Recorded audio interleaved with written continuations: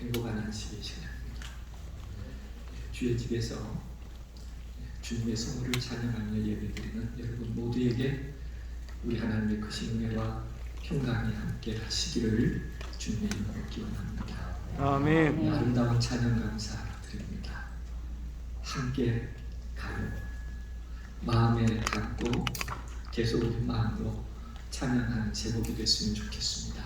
회복의 길로, 행복의 길로, 영원한 생명의 길로 함께 가는 일, 축복이 아닐까 싶습니다.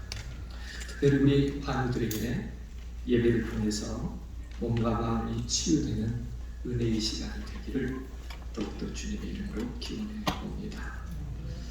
20주년이죠.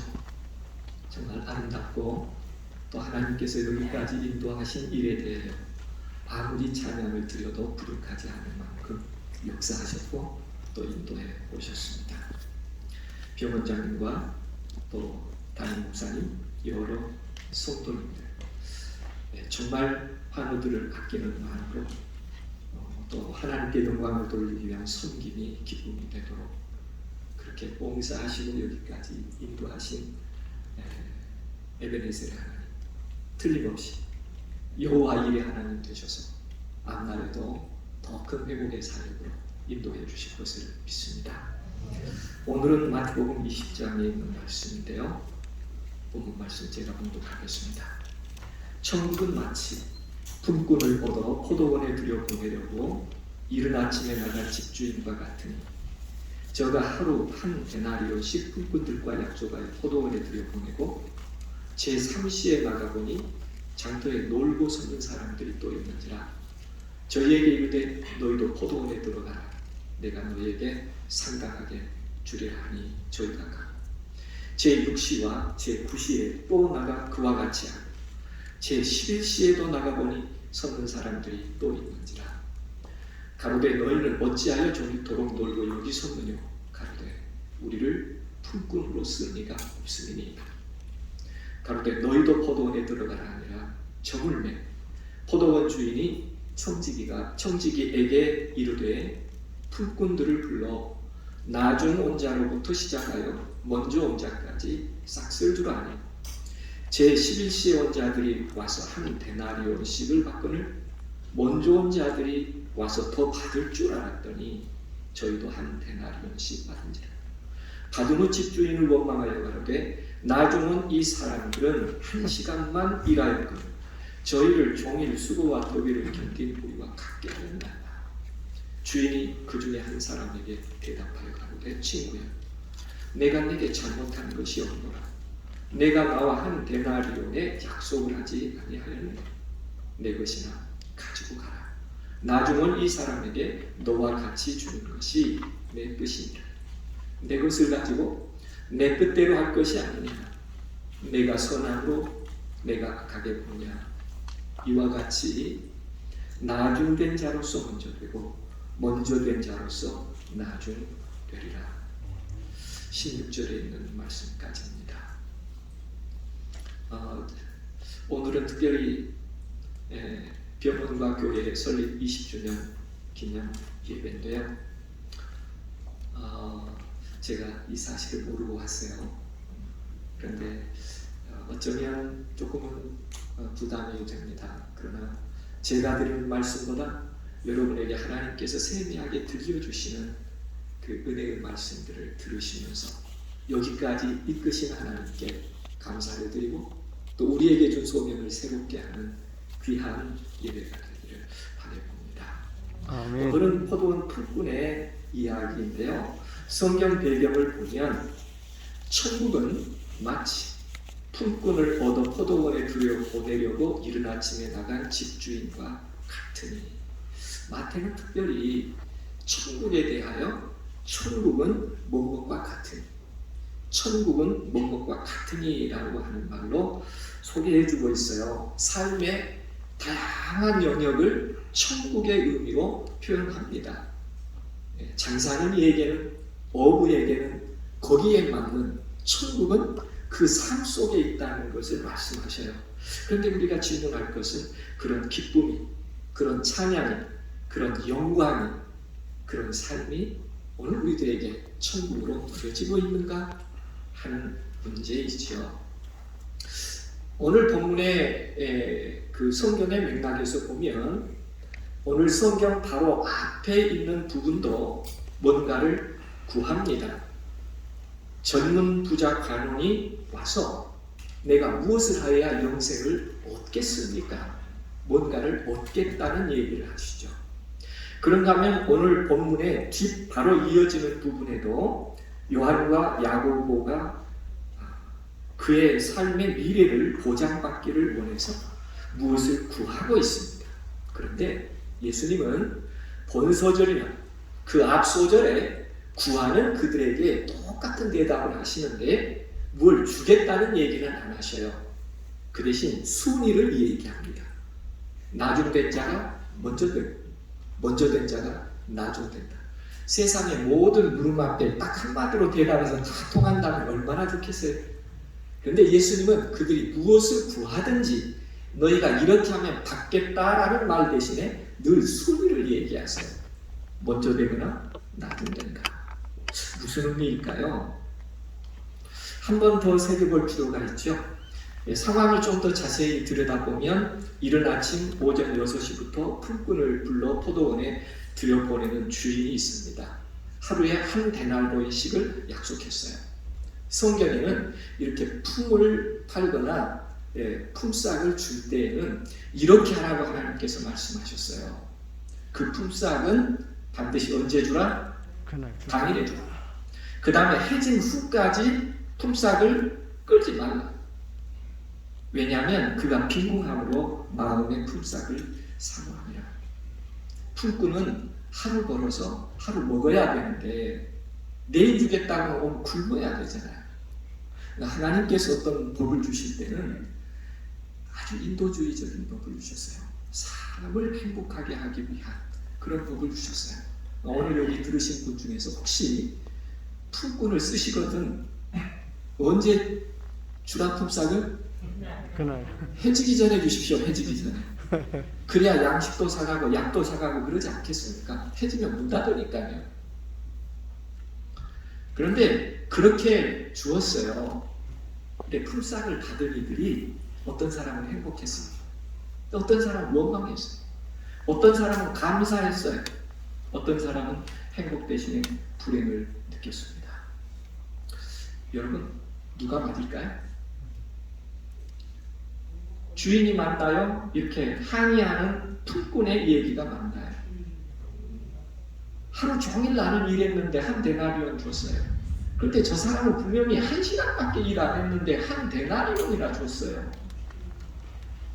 누가 맞아요?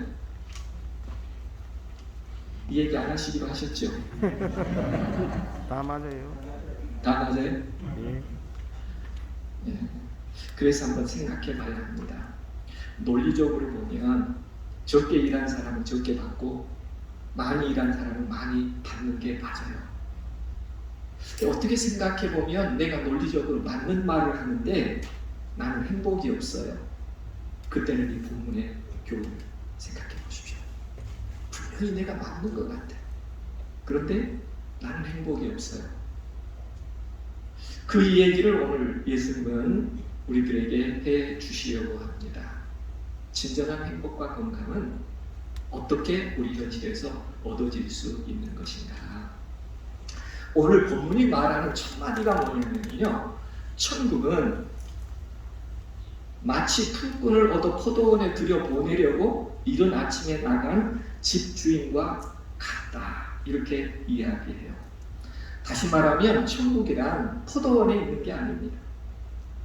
천국이란 일을 시키고 품삯을 받고 그런 특정 행위에 있지 않아요. 천국은 어디에 있다고요? 이런 주인이 있는 곳에 천국이 있다 그래요. 그러니까 포도원도 아닙니다. 품삯의 관계도 아니에요. 천국은 어떻게 이루어지는가? 그 포도원 주인이 있는 곳에 천국이 있다. 그러면 이 주인이 성경에 어떤 주인이길래 그가 있는 곳이 천국이 될 수 있는가? 그래서 오늘 저희가 함께 좀 명상해 보려고 하는 것은 포도원 주인의 모습이에요. 그분이 있는 곳에 천국이 있으니까. 오늘 첫 번째, 이 주인은 어떤 사람인가? 6절과 7절에 보면 이런 사람입니다. 11시에도 나가보니 섰는 사람이 또 있는지라. 너희 어찌하여 종이 놀고 있느냐? 풀꾼으로 쓰는 이가 없습니다. 그래, 그러면 포도원에 가서 일을 해라. 그냥 글로 읽으면 그렇게 그런 일이 있었다라고 생각할 수 있어요. 제가 여러분에게 물어볼게요. 여러분이 포도원에 일을 시켜야 합니다. 일을 시켜야 하는데 한 데나리온이 하루 풀싹이니까 요즘 시급으로 하면 이렇게 계산을 해야 되겠지만 한 데나리온을 10만 원으로 정리해 볼 때 8시간 일하고 10만 원 주는 것이 좋아요? 1시간 일 시키고 10만 원 주는 것이 좋아요? 여러분 같은 그것도 그 시간대가 오후 5시예요. 6시면 일과 끝입니다. 그런데 내일 또 포도원 일 해야 되잖아요. 근데 1시간만 참고 내일 부르면 몇 시간 시킬 수 있어요? 적어도 8시간에서 10시간 시킬 수 있어요. 그러니까 제가 여러분에게 물어볼게요. 1시간만 일해도 나는 10만 원 준다. 나는 그런 주인으로 살고 싶다. 한번 손 들어보세요. 몇 분 계시네요. 역시 에덴교회 성도님들이죠. 세상에는 이런 사람을 경제적 관념이 없다고. 아니 1시간만 참고 내일 부르면 8시간이나 10시간을 시키잖아요. 10만 원 주고. 그런데 어떤 주인이 1시간 일 시키고 10만 원 주냐고요. 그러니까 이 주인은 경제적 개념이 있다 없다? 없다. 그런데 이런 주인이 있어야 행복하다. 말이 되는 것 같은가요? 두 번째, 성경은 이 주인을 이렇게 소개합니다. 저물매 포도원 주인이 청지에게 이르되 풀꾼들을 불러 나중 온 자로부터 시작하여 먼저 온 자까지 싹쓸 줄. 어떤 순서로 주라는 거예요? 나중 온 자로부터 줄. 이게 어떻게 생각하면 아무 문제가 없을 것 같은데 그렇지 않아요. 대단한 문제를 일으킵니다. 예를 들어 설명해 볼게요. 이제 일과 마쳤어요. 오후 6시입니다. 풀꾼들 다 모였어요. 주인이 청지기에게 봉투에다 10만 원씩 다 넣었어요. 아침 6시 온 사람 한 발 앞으로 나오세요 하면 아침 6시 온 사람 앞으로 나오지 않겠어요? 그러면 다 얼마씩 줘요? 10만 원씩 줘요. 하루 한 데나리온 약속 받았으니까 아침 6시 온 사람들이 뭐라고 주인에게 인사할까요? 약속대로 한 대는 받았으니까 감사하다고 그럼 보냅니다. 그 다음에 아침 9시 온 사람 오세요 하면 몇 사람 앞으로 와요. 그럼 또 얼마씩 줘요? 10만 원씩 줘요. 그러면 그분들은 어떻게 생각할까요? 6시에 받은 사람보다 조금 더 감사할 거예요. 그죠? 내가 3시간 덜 했어도 하루 품삯 줬으니까요. 그런데 예를 들어 12시 온 사람 앞으로 나오세요 하고 또 한 데나리온씩 주면 12시 온 사람은 속을 어떻게 계산했을까요? 오늘은 한 푼이다 반푼이다? 반푼이다. 그런데 싹쓸 받았더니 얼마를 줬어요? 5%를 줬어요. 10만 원을. 그러면 감사하다고 그럴까요? 야, 이 사람 좀 이상하다 이렇게 말할까요? 주인님 너무 좋아. 이런 순서로 줘야 맞습니다. 그래야 10원이라도 나가요. 동네 소문이 퍼지지 않겠어요? 네? 내가 조금 일해도 막 하루씩 품삯을 다 준 아주 훌륭한 사람이다. 그런데 이분은 거꾸로 1시간만 일한 사람 앞으로 나오라고 그러더니 10만 원 줘요. 그러니까 뒤에 서는 사람들이 이렇게 내다보다가 와, 1시간 일했는데 10만 원 줘요. 그럼 난 몇 시간 일했으니까 10만 원에 조금은 더 주겠지. 그런데 계속 얼마를 주면 모든 사람 5시에 온 사람 외에는 다 뭐라고 생각할까요? 주인이 이상한 사람이라고 생각했어요. 이 풀싹을 주는 순서가 모든 동네를 어렵게 만들 것입니다. 그런데 이런 주인이 있는 곳에 지혜롭지 못한 것 같은데 천국이 있다. 좀 이해되시나요? 이해 안 되시죠? 세 번째, 성경 본문에 나타난 주인은 어떤 주인인가? 불만이 생길 수밖에 없는 상황이에요. 왜냐하면 동일하게 한 데나리온을 약속을 했을지라도 상황이 똑같으면 불만이 없어요. 그런데 한 데나리온을 약속했는데 상황이 다 다르면 불만이 생길 수밖에 없어서 불만을 표현했더니 하루 종일 땀 흘리고 햇볕 밑에서 수고했잖아요. 그랬더니 뭐라고 얘기하냐면 내 것이나 가지고 가라. 내 거 가지고 내가 내 마음대로 쓰는 건데 당신이 왜 시비야? 이렇게 말을 하는 주인이에요. 돈은 많은데 품성이 좋은 사람이요, 고약한 사람이에요. 언어 사용이 유순한 사람이요, 거친 사람이에요. 내 거 가지고 내 마음대로 하는데 왜 당신이 시비한다는 거예요? 내 거 가지고 가면 되지. 좋은 주인 같아요, 좀 고약한 주인 같아요. 그런데 이런 분이 있는 곳에 천국이 있다고 예수님께서 말씀하시니까 좀 의아하지 않나요? 그래서 예수님께서 무슨 문제로 이 포도원 주인이 있는 곳에 천국이 있다라고 말할까? 세상에서는 이런 사람을 갑질한다고 하거든요. 오늘 사회에서는 고발될 수도 있습니다. 말 잘못하면요. 억압했다고요. 그래서 이런 주인이 있는 곳에 천국이라니 예수님은 이 비유 속에서 우리들에게 무엇을, 그 주인의 어떤 점을 생각하고 명상해 보라고 하신 것인가? 첫 번째 이야기입니다. 경제적 개념이 없으신 분 같아요. 그런데 이런 주인이 있는 곳에 천국이 있다고 하니까요. 품꾼은 하루 벌어서 하루 먹는 사람이죠. 그런데 이분이 오후 5시까지 가서 품꾼을 포도원에 들여보냅니다. 보통 주인하고 다르죠. 아마 일 때문에 점심까지는 가서 품꾼을 보낼 수는 있지만 이미 오후로 넘어가면 그 다음에 돈 주면서 일 시키려고 하는 사람들의 마음이 달라질 수 있는데 이 주인은 여전히 놀고 있는 사람에게 갔어요. 그런데 사람들은 품꾼으로 불려지지 않으면 장터라고 하는 곳에 있습니다. 장터는 작은 부담도 있어야 돼요. 이렇게 팔면 믿진다고 거짓말도 좀 해야 됩니다. 먹고 살려면요. 장터라고 하는 곳의 특성이 그래요. 아침에 일찍 가서 좌판 깔았는데 힘 센 사람이 와서 걷어차면서 치워 이러면 또 어떻게 해야 돼요? 먹고 살려면 싸워서라도 길목 좋은데 지켜야지 하루를 살아요. 다시 말하면 장터에 놀고 있다고 하는 이 삶의 특성은 피곤한 세상에 있는 공고한 인생들의 모습을 표현하고 있어요. 그런데 어디로 가서 일하라고 그랬어요? 포도원이라고 하는 곳에 가서 일하라고 그랬어요. 포도원은 작은 부담이 없는 것입니다. 괜히 거짓말할 필요도 없는 거예요. 하루에 이 땅이 보장된 것입니다. 성실하게 하든지 성실하게 하지 않든지 간에 해만 넘어가면 뭐 하는 거예요? 하루의 품삯을 받습니다. 하루가 보장돼요. 아멘. 이 주인은 피곤한 삶에서 보장된 삶을 주고자 하는 마음이 있었습니다. 시간과 관계없이 말입니다. 우리가 기억해야 될 것은 이미 늦어버린 시간임에도 불구하고 하루를 보장해 주려는 사람이 있다는 것이 오늘 우리들에게 다시 한번 생각해 보도록 하는 점이에요. 아무도 11시에 사람 많습니다. 오후 5시에 아무도 쓸 수 없어요. 그런데 누군가 절실하게 필요한 사람에게 그 시간에 그 일이 주어졌다면 얼마나 행복하고 큰 위안이 될 수 있었겠는가. 품꾼의 가장 어려운 시간이 언제일까요? 해가 넘어갈 때.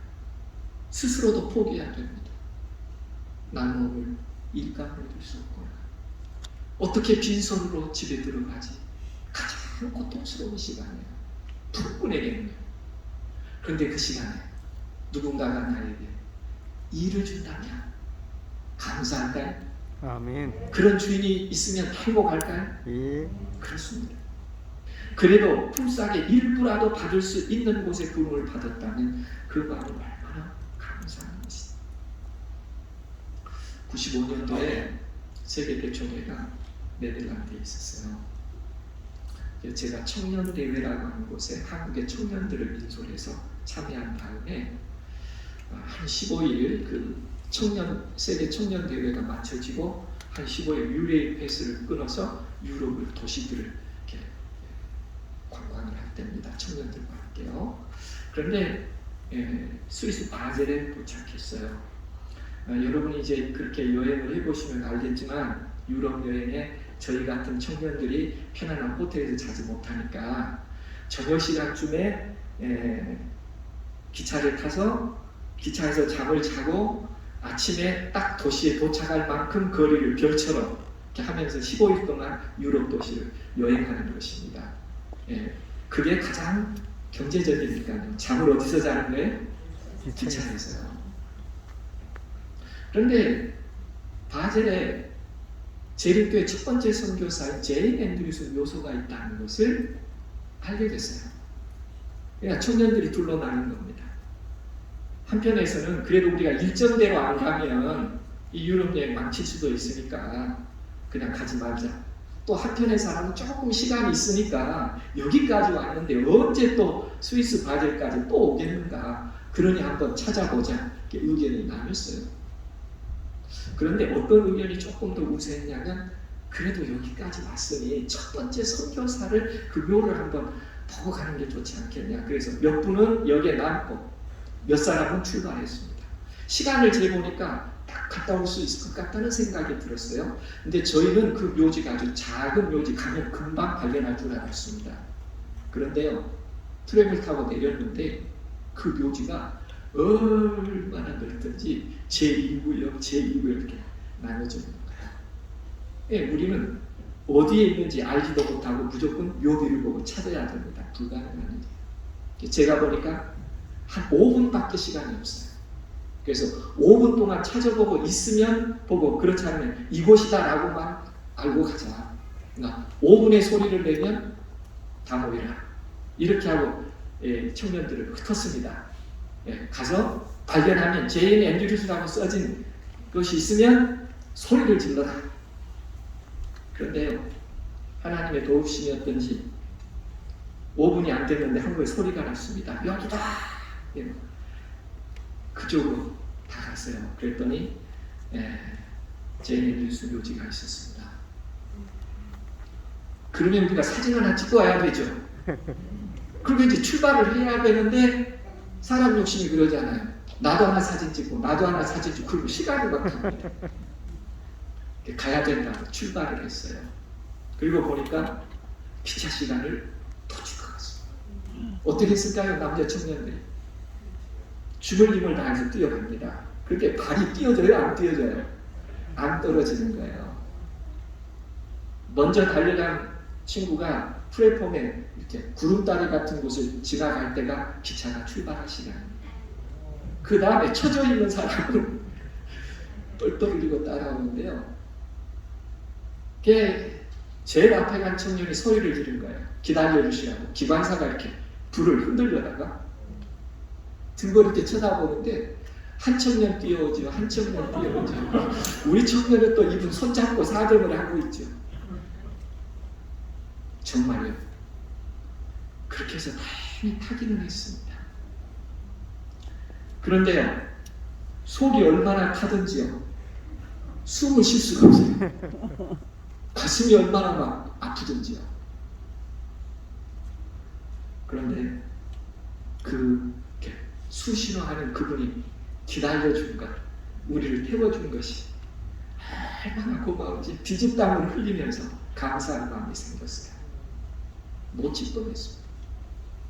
그리고 정신이 나서 가만히 보니까 여유있게 책을 보고 있는 유럽인들이 보였어요.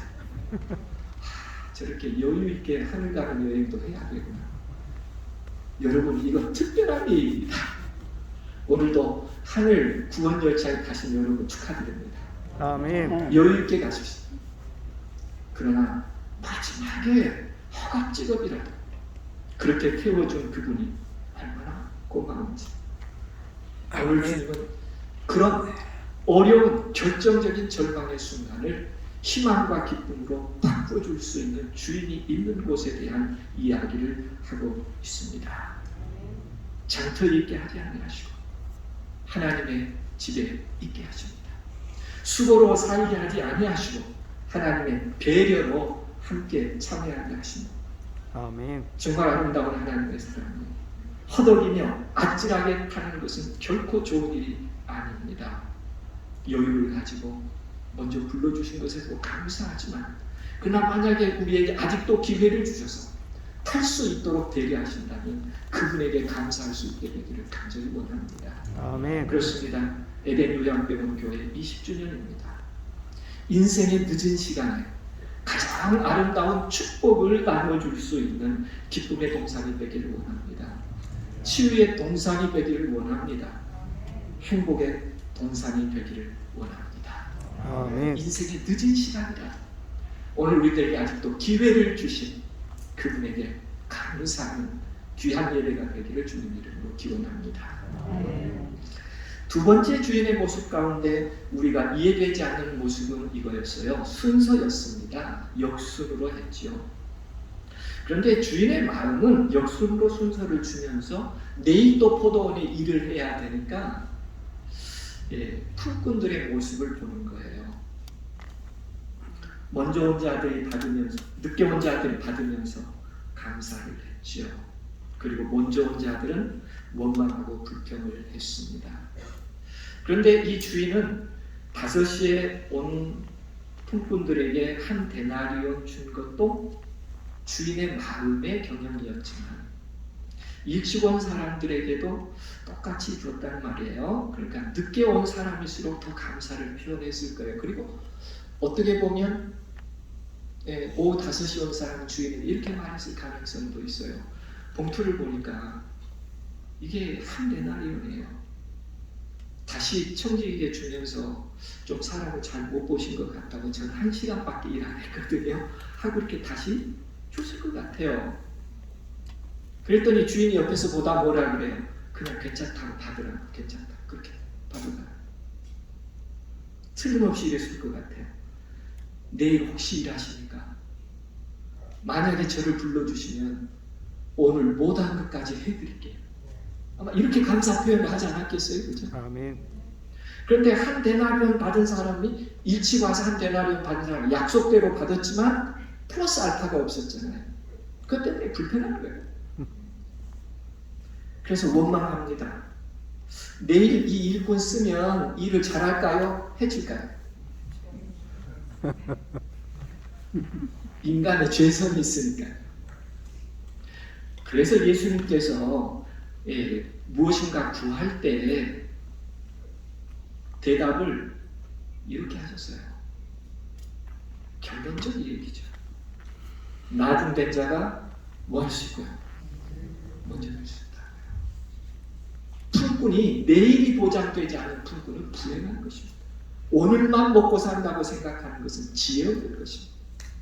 풀꾼은 오늘도 내일도 일이 있어야 되죠. 그런데 그 결정은 누가 하는 거예요? 부르고 안 부르고는 주인이에요. 그래서 오늘 예수님께서는 결론적 말씀을 나중된 자가 아침 6시부터 그 행복 말입니다. 일터에서 일꾼들 이렇게 부를 때 보면 어려운 나라일수록 가슴에 이렇게 사인판을 썼더라고요. 저는 목수입니다. 저는 배관공입니다. 하고 이렇게 기다려요. 그런데 일할 분이 딱 와서 보면 건강하고 일 잘한 사람 먼저 데리고 가지. 조금 한쪽에 핸디캡이 있거나 그런 분은 잘 안 쓰는 거예요. 그죠? 그게 상식적인 일입니다. 어쩌면 풀꾼은 불리는 것, 아침에 그러면 불려가면서 아직 못 불려간 사람들에게 뭐라 그럴까요? 손 흔들면서 글러 그러겠죠. 행복하면 하고 나는 이미 뭐 한 거예요? 아침부터 행복한 거예요. 아침부터. 그리고 불려지지 않은 사람은 불안한 거예요. 누가 나를 불러갈까? 먼저 부른 사람의 행복 잊어버리면 절대 안 되는 것이죠. 그러나 때로 우리는 상실합니다. 풀꾼이라는 걸 잊어버려요. 아무리 높은 지위가 있을지라도 내일 보장받지 못할 때, 아무리 재산이 많을지라도 내일을 보장받지 못할 때, 눈에 보이는 것만으로 손익을 계산하며 행복을 찾으려는 사람은 어쩌면 조금 더 인생을 깊이 생각해야 합니다. 우리의 삶도 마찬가지죠. 한 아이의 중학생의 이야기가 있었는데요. 학교 가서 도시락을 열어보면 친구들이 볼 때 그 도시락에서 머리카락도 나와요. 때로는 모래가 씹혀가지고 목이 칵 막혀서 칵칵거리기도 합니다. 그런데 이 아이는 불평을 안 해요. 눈물을 닦으면서 그 도시락 밥을 먹는 겁니다. 친구들의 생각은 어머니가 계모일지 모른다고 생각했어요. 참 다정하게 지냈던 친구가 있는데 한 번도 이 친구는 자기 집을 구경시켜주지 않은 거예요.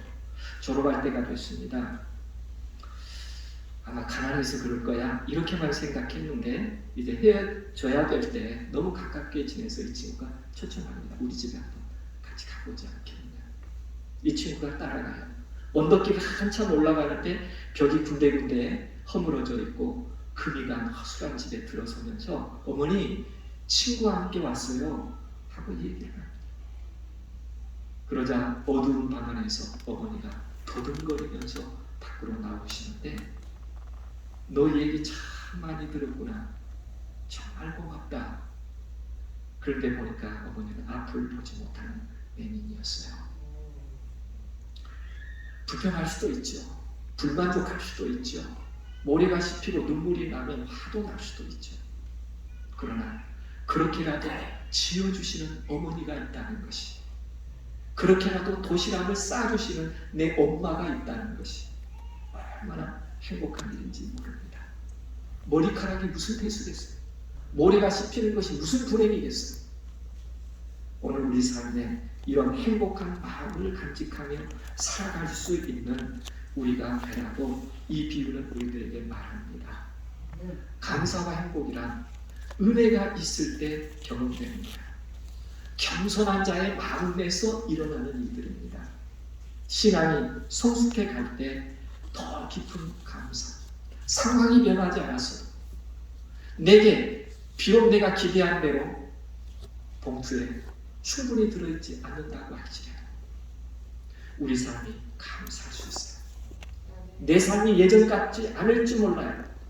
그러나 위에서부터 내려오는 감사가 내 마음을 적시기 시작할 때 전에는 그것이 은혜인지 몰랐지만 은혜라고 깨달아지는 순간에, 전에는 그것이 축복인지 몰랐지만 축복으로 깨달아질 때 우리 아브라함들은 암을 선물이라 그래요.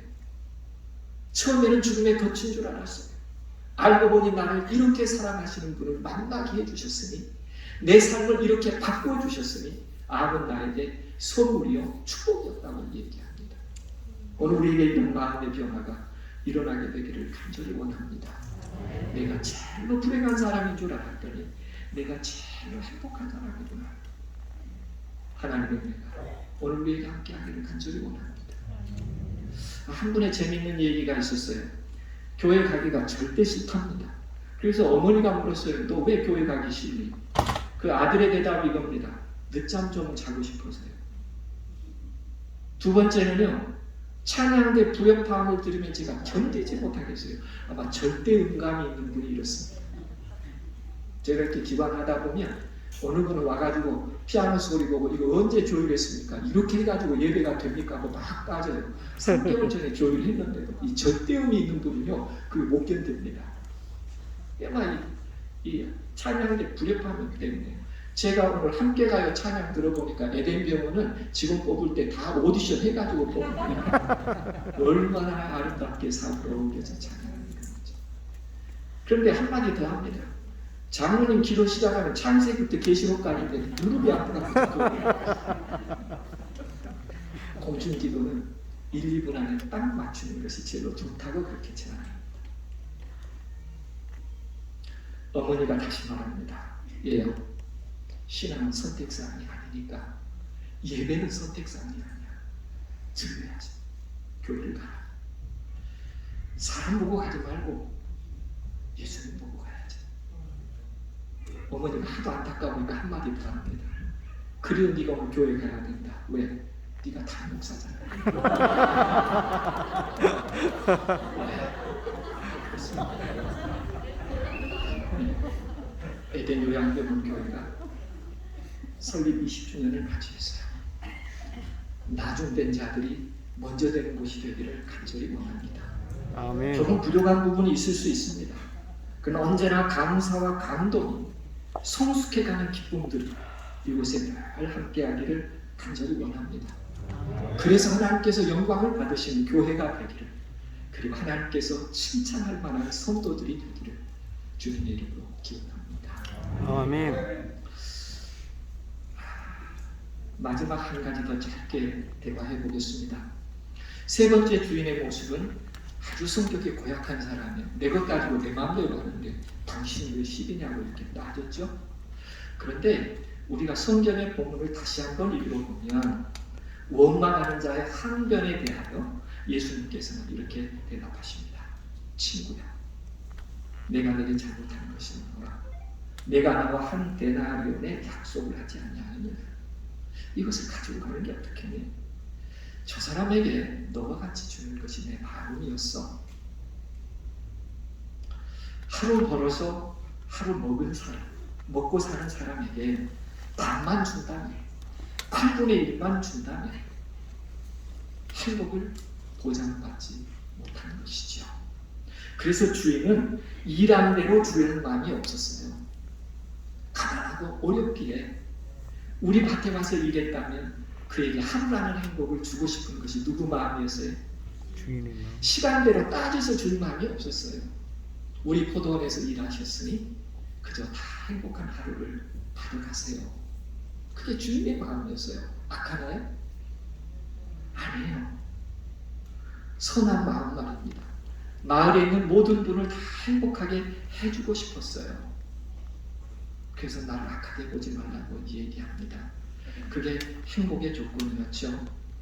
하루 품삯으로 살아가기 때문에 일용할 양식도, 자녀 교육비도, 아내의 병원비도 다 필요한 절박함이 있었기 때문에 가난할수록 더 힘들었기에 주인이 포도원이라도 있잖아요. 그래서 행복을 보장해 주고 싶었죠.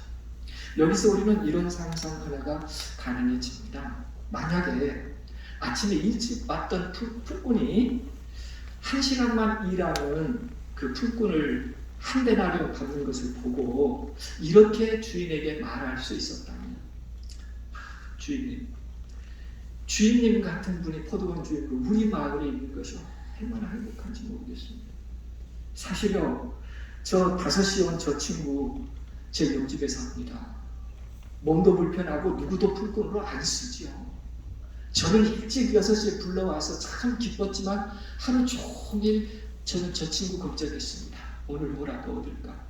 그런데 5시에 왔어요. 안심이 좀 됐습니다. 저는 포도원 일 마무리하면서 이런 생각 해봤어요. 내 것에서 반을 띄워줄까 저 친구를? 그런데 나도 한대랑이 필요했기 때문에 차마 그런 생각을 마음으로만 가졌지 실행할 수 없다고 생각했는데, 주인께서 1시간만 일했는데 한 데나리온 하루를 주셨으니 주인님 너무너무 행복하고 감사하다. 만약에 풀꾼 중에 이렇게 말하는 풀꾼이 있었다면, 5시 와서 미안해가지고 한 데나리온 받은 사람 그래도 좀 안위가 됐을까요? 아멘. 그리고 이 돈 주는 청직이나 또 주인도 마음이 좀 흐뭇했을까요? 그 주인의 마음을 알아주는 이 풀꾼 때문에요. 그렇습니다. 오늘 우리가 어떤 삶을 살아야 할지, 정말 그렇게 말하는 자신도, 미안해하는 이웃 친구도, 주인도, 청지기도 모두를 행복하게 할 수 있는 것은 선함입니다. 행위대로가 아닙니다. 해줄 수 있는 아름다움이죠. 우리는 가끔 비교해요. 왜 하나님이 저 사람에게는 저렇게 해줬는데 나는 이렇게밖에 안 해주시지? 그러나 주인의 선함과 자비에 오해하지 않게 되기를 간절히 바라봅니다. 하나님의 베푸시는 사랑과 은혜를 볼 수 있어야 합니다.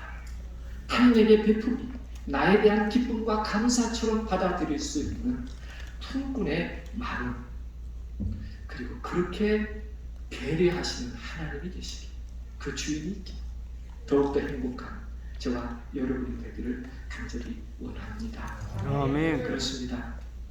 우리 에덴 요양병원 교회가 20주년을 맞이하면서 이런 주인이 함께하는 병원이기 때문에 이런 주인이 앞으로도 계속 이 병원의 주인으로 이끌어 가실 것이기에 아멘. 함께 감사하면서 환자들의 행복을 위해서 아름다움을 보장해주는 그런 하나님의 기관, 여러분이 섬기고 자랑스러워하는 여러분의 기관이 되기를 간절히 기원해 봅니다. 제가 마지막 영상을 준비했는데요. 질문지를 갖고 왔어요. 죽기 전에 꼭 해보고 싶은 당신의 꿈은 무엇인가요?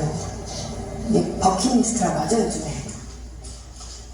네, 이 학생들의 꿈을 다 한번 조사해봤고요.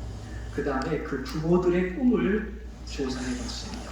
우리 온라인 대학교를 해서 내 식구 좀 거라는데 좀 해보고 싶고 하고 싶은 게 너무 많죠.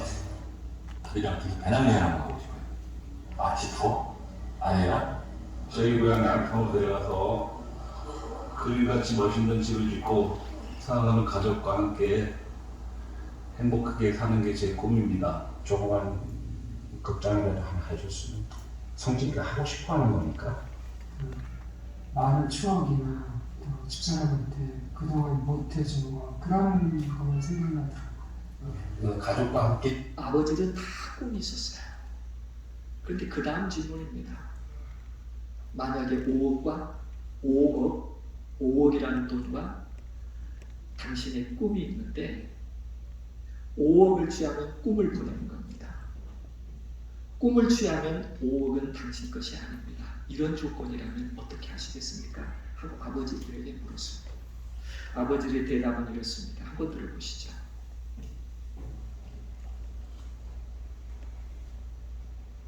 그러니까 제가 하고 싶은 걸 포기하고 5억을 선택하느냐?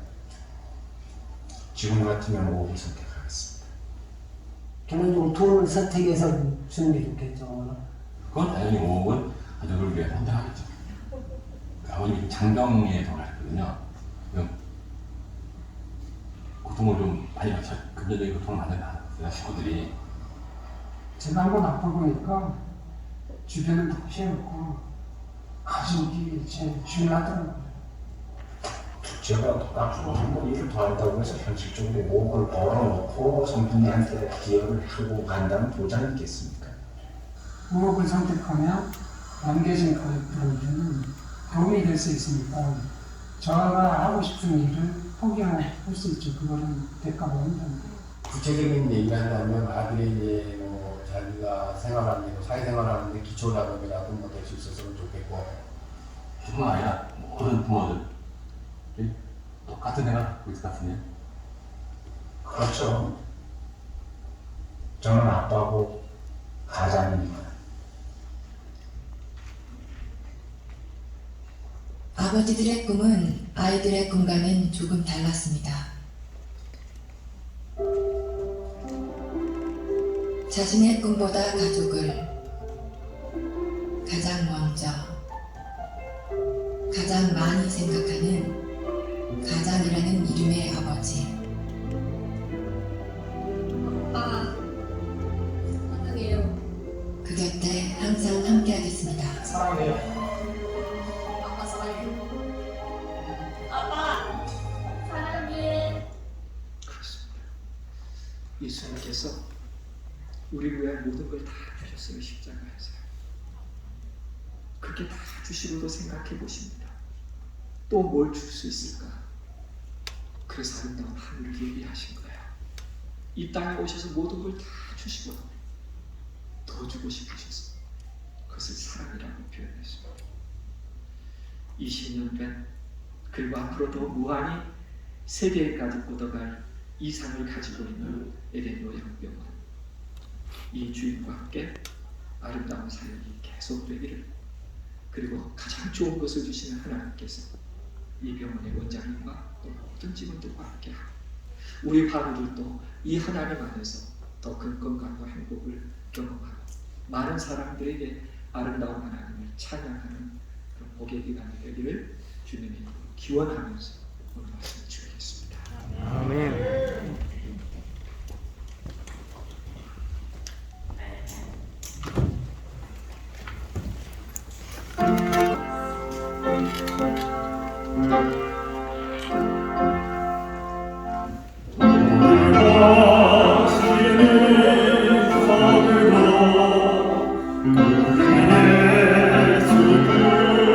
그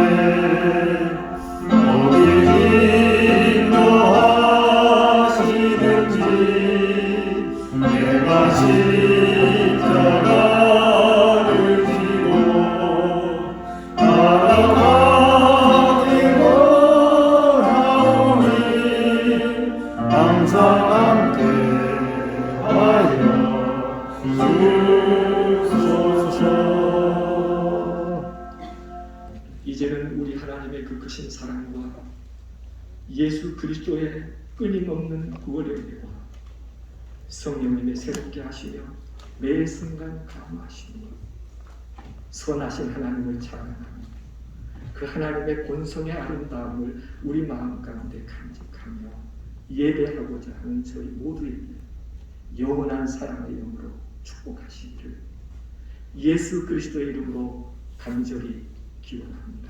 아멘.